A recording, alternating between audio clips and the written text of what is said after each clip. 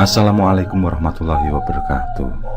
Selamat datang kembali di channel Pen Invasion, channel yang menyuguhkan video cerita bergambar seputar misteri. Simak terus video dari kami.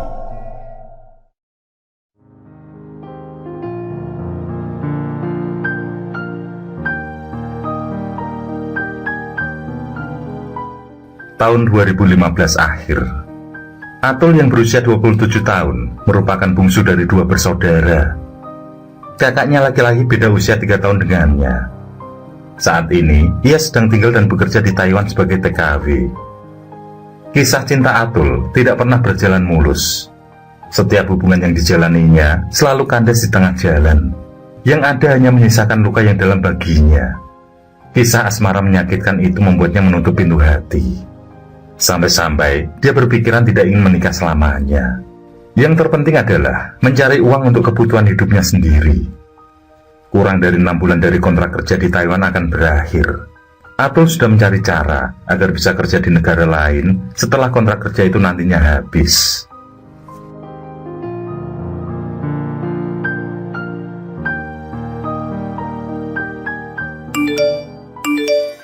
Ketika sedang merenung, Atul mendapat SMS dari ibunya dari Indonesia. Ibundanya meminta agar dia segera menelepon karena ada hal yang sangat penting. Tanpa menunggu waktu, segera Atul menghubungi ibunya. Terdengar suara sang ibu menangis terisak. Ternyata sedang berada di rumah sakit besar di kota, menunggu kakaknya yang sedang sakit keras. Ibunya menyuruh Atul agar pulang segera. Karena hasil dari pemeriksaan dokter, penyakit kakaknya sudah parah. Kemungkinan untuk sembuh sangatlah sedikit. Kalaupun masih diberi umur, maka akan terbaring terus di kasur. Atul menghela nafas dalam. Dia teringat dengan kakaknya yang sangat perhatian. Sedari SMA dulu, kakaknya selalu menasihati dan memberikan pengawasan lebih padanya. Tanpa terasa air mata Atul mulai mengalir. Dia menjadi bingung. Sekarang dia berada jauh dari keluarganya, jadi tidak mungkin jika bisa pulang dengan cepat. Sebelum mengucap salam, Atul berucap akan mengusahakan pulang segera agar ibunya tenang. Disekanya air mata sebelum ia kembali terlarut akan masa lalu. Masa-masa di mana ada kebahagiaan bersama sang kakak.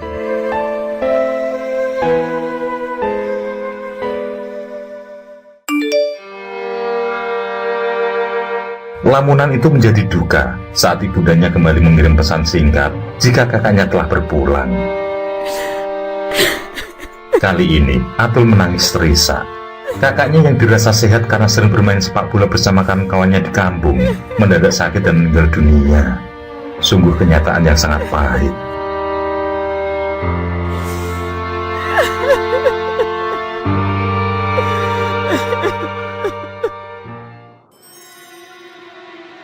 Enam bulan kemudian, kontrak kerja Atul di Taiwan habis. Dia yang menjadi anak tunggal pun pulang ke kampung halaman. Dan yang pertama kali dilakukan adalah mengunjungi makam sang kakak. Di samping nisan, Atul meminta maaf karena tidak bisa berada di rumah saat dibutuhkan. Kini dia hanya bisa mendoakan agar Tuhan memberikan tempat terbaik bagi kakaknya.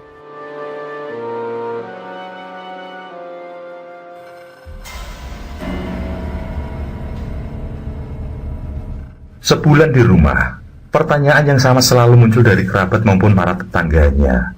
Mereka bertanya soal jodoh dan pernikahan, yang membuat Atul menjadi enggan untuk keluar. Memang, kebanyakan gadis yang pulang dari luar negeri sebagai TKW tidaklah lama pasti akan menikah. Mereka tidak tahu sakit hati yang teramat dalam soal percintaan yang telah dilalui oleh Atul. Untuk meringankan masalah tersebut, Atul mulai menyerahkan diri pada Tuhan agar segera mendapat jodoh terbaik dengan cara puasa Daud, sholat tahajud, dan membaca surat Yasin secara rutin. Suatu malam, saat dia sedang melakukan wirid, tanpa diduga ia ketiduran. Pada saat itu dia bermimpi bertemu dengan almarhum kakaknya. Atul merasa berada di tempat yang sangat luas, seperti tanpa ujung. Sedangkan kakaknya yang berada di sebelah lagi sibuk menulis sesuatu di kertas berwarna merah. Saat Atul bertanya tentang apa yang ditulis, kakaknya langsung menyerahkan kertas tersebut. Tetapi anehnya, Atul tidak bisa membaca tulisan sang kakak. Saat hendak bertanya kembali, kakaknya sudah lenyap entah kemana. Di saat itu pula, Atul terbangun dari tidur. Atul menganggap jika mungkin almarhum kakaknya minta kiriman doa. Tapi hampir setiap waktu ia selalu kebayang akan mimpi tersebut. Dia merasa ada yang janggal dan butuh jawaban. Atul pun menceritakan mimpi tersebut pada ibundanya. Beberapa saat ibundanya hanya terdiam sambil melamun. Tampaknya ia sedang mengulas masa lalu untuk mengaitkan mimpi yang dialami putrinya. Hingga akhirnya sang ibu berucap, menyuruh Atul berjanji untuk tidak marah pada kakaknya saat dia nanti bercerita satu kisah masa lalu. Atul pun berjanji tidak akan marah dan membenci sang kakak, walau apapun yang akan dia dengar nanti.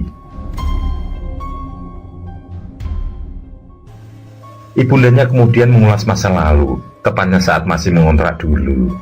Masa di mana Atul masih SMP sedangkan kakaknya SMA.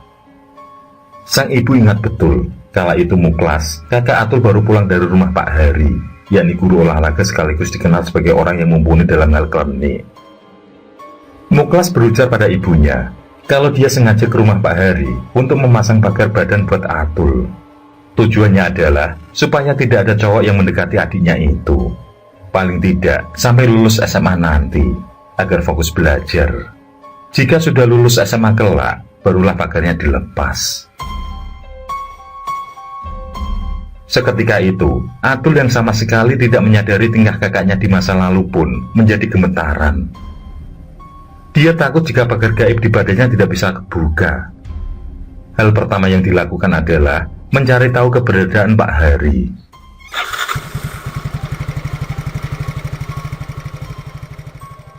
Segera, ia beranjak menuju SMA di mana kakaknya bersekolah dulu. Ibunya yang merasa khawatir pun bergegas ikut membonceng. Ada rasa khawatir di raut wajah sang ibu.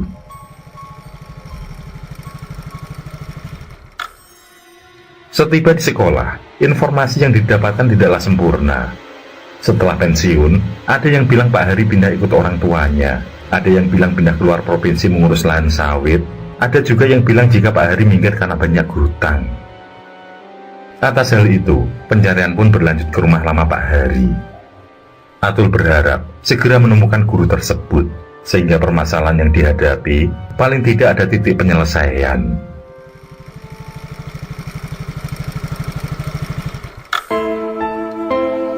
Ternyata rumah Pak Hari sudah berganti pemilik.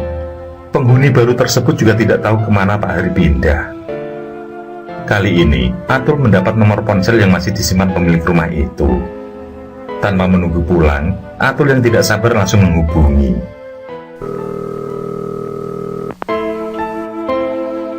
Tapi sayang, nomor itu sudah tidak aktif lagi. Berulang kali Atul mencoba, tetap saja mengecewakan karena tidak terhubung. Saat Atul berpamitan dan sudah bersiap pulang, salah seorang tetangga yang melintas menyapa sambil bertanya. Dan dari orang tersebutlah Atul mendapat informasi alamat Pak Hari setelah pindah dari situ. Si tetangga diberi alamat supaya tetap bisa menjalin silaturahmi dan kekeluargaan. Atul tidak peduli jika harus menempuh perjalanan sehari sampai di tempat tinggal Pak Hari. Yang terpenting adalah jawaban atas dirinya. Dia berharap Pak Hari masih ingat dan mampu memutus pagar gaib di tubuhnya. Setelah mengucap terima kasih, Atul langsung melaju pulang.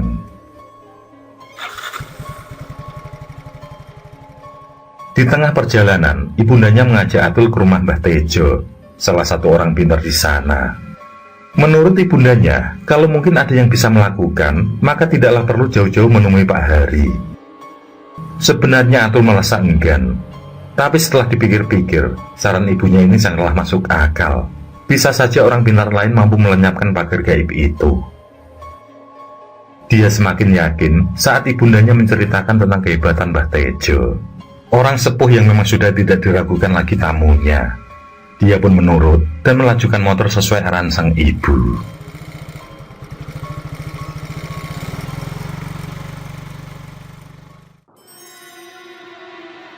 Setelah menunda mencari rumah Pak Hari, dan justru mencoba dengan orang pintar lain, tapi tidak ada hasil, maka Atul berpamitan pergi ke rumah Pak Hari. Dia akan naik bis untuk sampai ke alamat. Di sepanjang perjalanan, dia berharap alamat tersebut masihlah dihuni oleh Pak Hari. Setibanya di sana, hari menjelang maghrib. Segera, Atul menuju rumah sederhana sesuai yang tercantum. Tampak ada aura tersendiri di rumah tersebut. Rumah dengan bangunan cukup tua seperti era 70-an. Setelah puas mengamati sekitar, Atul pun menekan bel pintu. Lelaki dengan rambut agak panjang memutih sudah membukakan pintu. Ketika memperkenalkan diri, Atul pun tersenyum senang karena lelaki itu adalah Pak Hari. Kini dia akan tahu jawaban yang sebenarnya. Jika itu memang dilakukan oleh kakaknya, maka Hari ini adalah penawar atas kisah buruk cintanya selama ini. Disuruhnya Atul masuk ke dalam. Sambil berjalan, Atul melihat hiasan dinding di tembok rumah. Banyak menempel barang-barang klinik, termasuk beberapa keris, tombak, dan trisula. Apa tujuan kamu ke sini, Nduk? Dengan suaranya yang besar berwibawa, Pak Hari bertanya. Atul langsung menceritakan tentang apa yang dialaminya soal asmara, hingga tentang cerita ibunya yang teringat soal kakaknya. Pak Hari tersenyum datar. Tampaknya ia memang masih ingat dengan Muklas. Setelah ikut berduka atas meninggalnya Muklas, Pak Hari berkata jika memang dulu Muklas memintanya untuk memagari tubuh sang adik. Muklas merasa khawatir karena pada saat itu banyak siswi SMA yang hamil. Saking sayangnya, maka dia meminta Pak Hari memagari tubuh adiknya. Secara kebetulan, pada saat itu Pak Hari sedang melakukan puasa demi sebuah ritual satu ilmu. Sekalian saja ia menyatukan ritualnya dengan pagar gaib untuk Atul. Mungkin karena hal itulah sehingga dayanya sangat kuat. Orang-orang pintar yang didatangi Atul bersama ibunya pun tidak mampu menembus pagar gaib tersebut. Ingatan manusia kadang juga terbatas. Itu pula yang terjadi pada Muklas. Pada saat Atul sudah lulus SMA, dia lupa menemui Pak Hari untuk melepas gembok pagar gaib itu, sehingga dampaknya pun dirasakan oleh Atul. Setelah menawarkan air mineral dan kudapan yang sudah tersedia, Pak Hari menyuruh agar Atul menutup mata fokus pada bacaan ayat kursi. Tanpa menyentuh fisik Atul sama sekali, Pak Hari pun mulai melakukan ritual pembongkaran pagar gaib. Dalam konsentrasi itu, Atul seperti melayang lalu masuk ke sebuah ruangan luas. Di sana ada cermin besar dengan ukiran kuno tepat di hadapannya. Tampak di dalam cermin tersebut, tubuhnya terikat oleh tali dari besi yang berduri tajam. Tampak pula alat rias berada di sisi kiri cermin. Tanpa disuruh, dengan sangat hati-hati Atul mulai melepas tali-tali di tubuhnya sendiri yang berada di dalam cermin. Anehnya, bayangan itu terasa nyata. Setiap kali yang dilepas juga terasa nyata di tangannya. Bahkan beberapa kali jari telunjuknya mengeluarkan darah akibat tali yang runcing. Setelah terbebas dari ikatan, Atul pun mulai berdandan dengan alat rias di sana. Dia terus berdandan sampai merasa menjadi wanita yang paling cantik.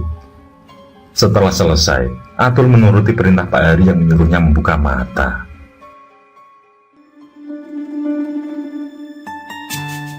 Sepulang dari sini, baju dalaman kamu yang kamu pakai sekarang, buanglah ke sungai yang mengalir ke arah timur.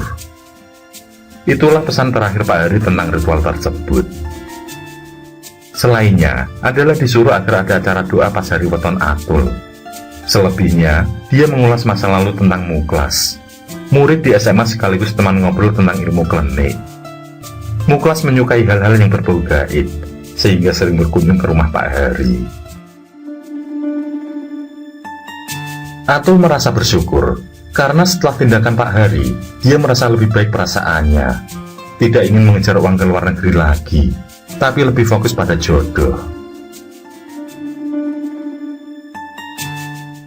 5 bulan kemudian, dia dikenalkan oleh tetangganya dengan Damar. Pria yang menjadi karyawan di peternakan ayam potong ini mampu membuat Atul jatuh hati. Selesailah sudah pencarian jodohnya.